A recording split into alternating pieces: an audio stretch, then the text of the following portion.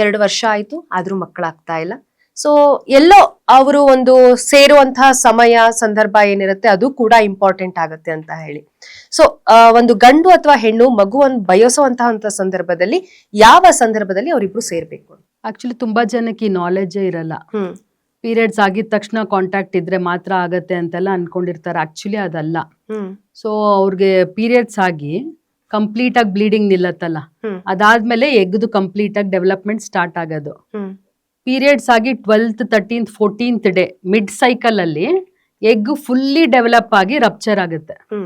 Rupture ಆದ್ಮೇಲೆ egg ಬಂದ್ಬಿಟ್ಟು ಅವ್ರದ್ದು ಫೆಲೋಪಿಯನ್ ಟ್ಯೂಬ್ ಅಂದ್ರೆ ಗರ್ಭನಾಳದಲ್ಲಿ ಬಂದ್ ಕೂತ್ಕೊಳ್ಳುತ್ತೆ. ಬಟ್ ಅದು ಜೀವಂತವಾಗಿರೋದು ಬರೀ 24 hours. ಸೊ ಆ ಟೈಮ್ ತುಂಬಾ ಕ್ರೂಷಿಯಲ್.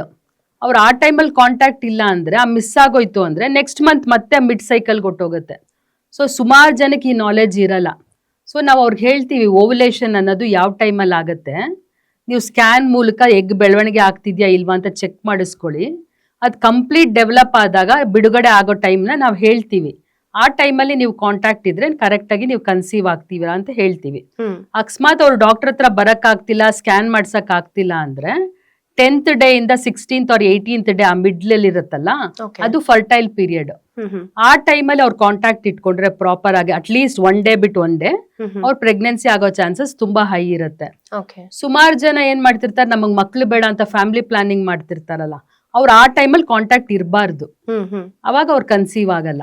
ಓಕೆ.